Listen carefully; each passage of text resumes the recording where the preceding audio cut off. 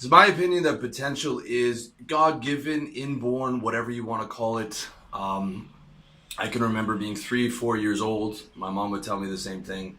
And being a competitor, being ferocious on soccer field or whatever I was playing, throwing temper tantrums when I lost.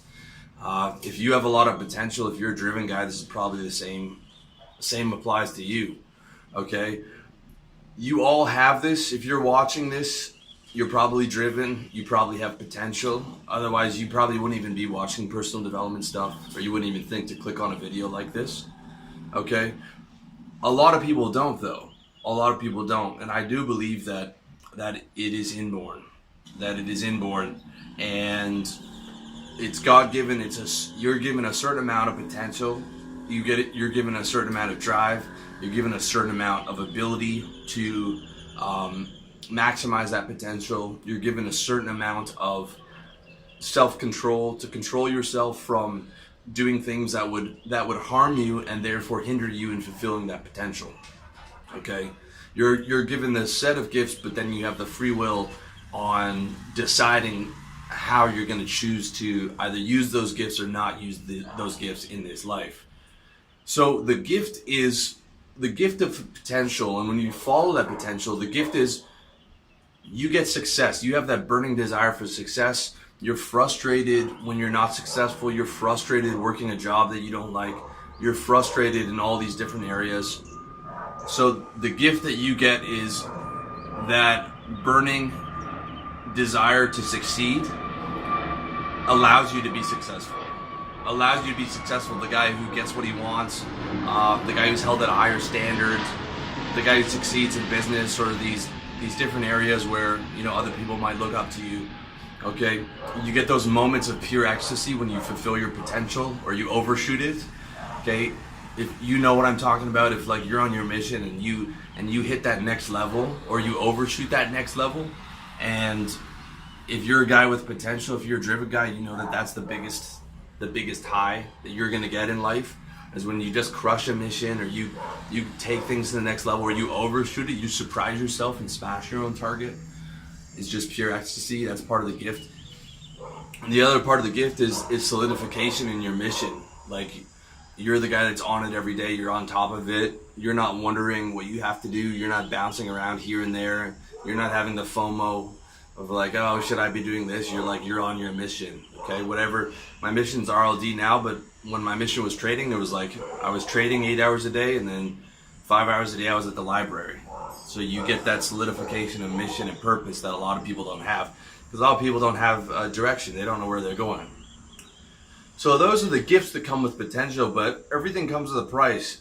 Okay, so the curse is, or the downsides are, you're frustrated with other people who have low standards.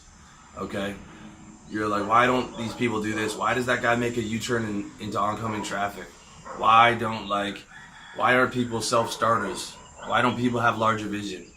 Okay, you suffer extremely when your potential is not being fulfilled. I can remember sitting in school, and I hate this. I hate sitting here. I hate these lessons. This is prison. And then I got into the workforce and the job, and it was worse. I was like, this can't be my life, dude. I can't be this fucking nobody forever, sitting under these fucking lights with these fucking boring, neutered, mouse-breathing, going nowhere, no ambition, no personality having motherfuckers. I hate this place.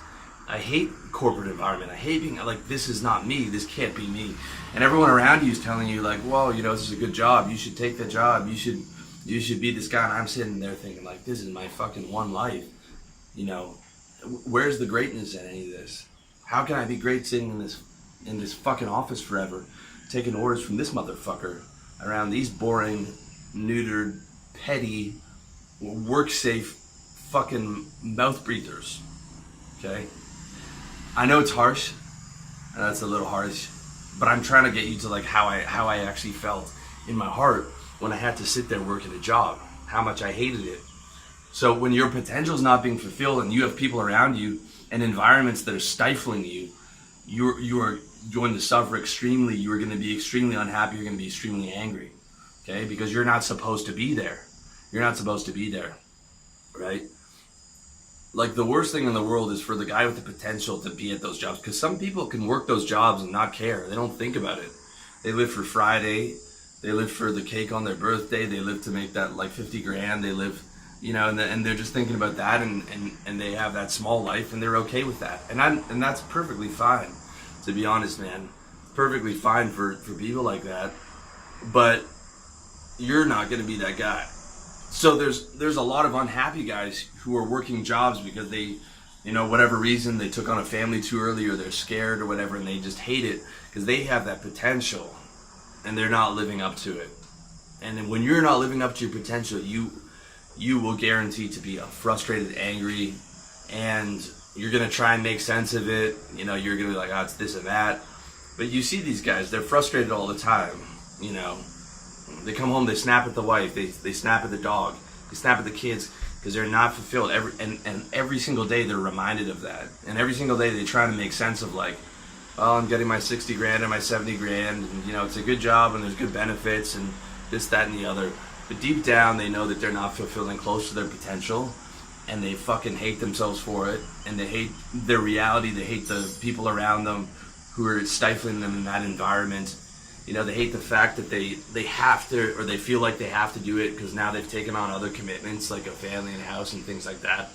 And a lot of unhappy guys out there because they're not living up to their potential.